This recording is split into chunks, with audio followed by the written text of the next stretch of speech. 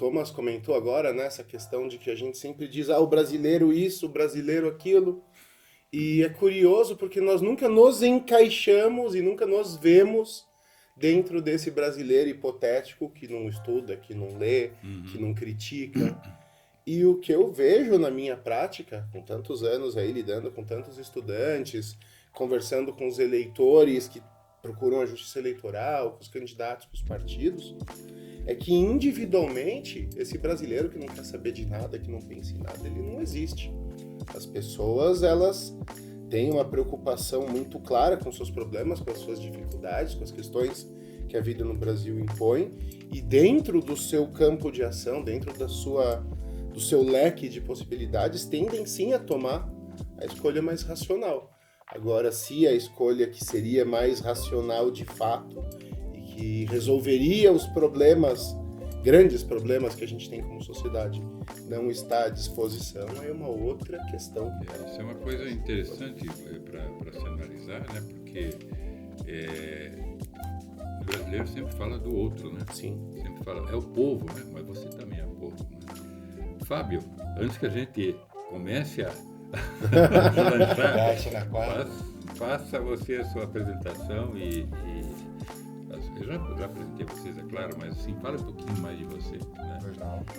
Olá, saudações a todos.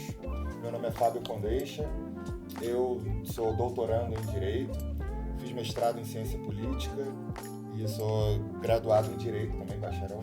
E escrevi alguns livros, artigos na área jurídica, publiquei um livro com o Dr. Augusto Zimmermann sobre direito constitucional, né? O qual o nosso âncora aqui comentou, né? Nosso host. Então, eu gostaria de agradecer, em primeiro lugar, a oportunidade de estar aqui, né, com duas figuras brilhantes, né, o professor Rafael, com quem já tive a oportunidade de encontrar várias vezes nos fóruns federalistas, e com o Thomas, né, um grande amigo, uma grande figura, um grande pensador também, voltado para essa área do federalismo, muito engajado nessa batalha da busca da autonomia local, regional. Pegando o gancho do que o professor Rafael falou, a autoimagem que nós temos, né, nós brasileiros temos, às vezes não corresponde, né, à realidade, como disseram. Então, e também eu acredito que tenha havido ao longo do tempo uma mudança nesse perfil. Eu acho que, de fato, em alguma medida, o brasileiro médio, né, o afegão médio, como costumam dizer, ele se enquadrava um pouco nisso. Assim, a preocupação do brasileiro com samba, com carnaval e com futebol, eu acho que era maior. Eu me lembro quando eu era criança, já se vão algumas décadas aí, durante a Copa do Mundo, pelo menos na minha cidade, o pessoal armava rua, pintava tudo, bandeirolas, era até uma coisa legal. Eu lamento muito que isso não aconteça mais. Mas, por outro lado, você vê uma preocupação também muito grande das pessoas com questões políticas e até mesmo ideológicas. Nós vimos as manifestações de 2013, que foram manifestações de grandes proporções. E não foi algo que se possa dizer, até onde eu tenho conhecimento, conduzido, né, por um centro de poder, uma coordenação, um comando estratégico. Então, se viu ali uma grande desagregação, né, política da sociedade, setores com demandas diferentes, diversas. E a partir daí, o povo brasileiro ele foi ficando mais engajado. Mas isso tem um aspecto negativo, na minha opinião, que é que as pessoas ficaram também mais sérias e mais carrancudas, né? Eu acho que muito do bom humor e dessa leveza e descontração do brasileiro se perdeu. Até mesmo eu que sou do estado do Rio, né? Tecnicamente eu não sou carioca, mas compartilho um pouco dessa cultura. Eu também vejo que se perdeu essa leveza, né? Malemolência, como se costumava dizer. E de fato, assim, tudo tem um lado bom e um lado ruim. Claro. Eu não sei se é aquela coisa, né, da necessidade faz o homem, o sapo na panela, a água começou a esquentar, as pessoas foram vendo a situação degringolar e aí a partir daí começaram a encarar as coisas com mais seriedade. Isso é uma mudança, não sei se isso é o efeito das redes sociais, talvez um pouquinho de cada coisa, né? Mas, enfim. Então, acho que essa autoimagem do brasileiro, se não falsa, está um pouco defasada, né? Então, hoje em dia as pessoas conhecem, não conhecem a escalação da seleção, mas conhecem a escalação do STF, né? Sim. E isso era uma coisa que... Impensável, né? Impensável antigamente. Só quem sabia de STF era quem fazia direito, era advogado, né? Aliás, o próprio STF também não tinha a importância que tem, né? E antigamente o advogado ia despachar, ia para Brasília, despachava, né? Com o ministro do STF. Nem as pessoas, de um modo geral, não sabiam quem era. Eu mesmo fazendo direito, conhecia alguns ministros, não lembrava de todos. E isso é uma coisa que mudou muito, né? Acho que o Brasil sofreu mudanças profundas nos últimos anos. Né? Sim. Quer complementar? Sim.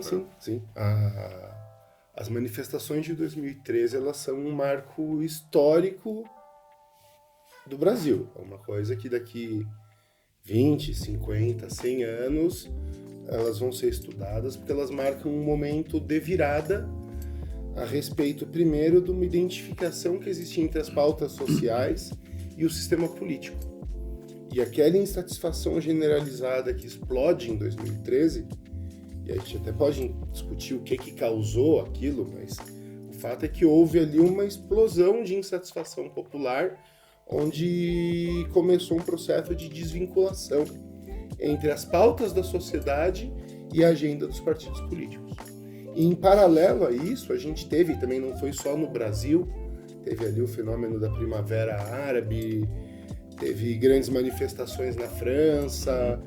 A gente tem ali o fenômeno que é o da ascensão do uso das redes sociais, especialmente das redes sociais em dispositivos móveis, celulares, como o principal mecanismo de comunicação.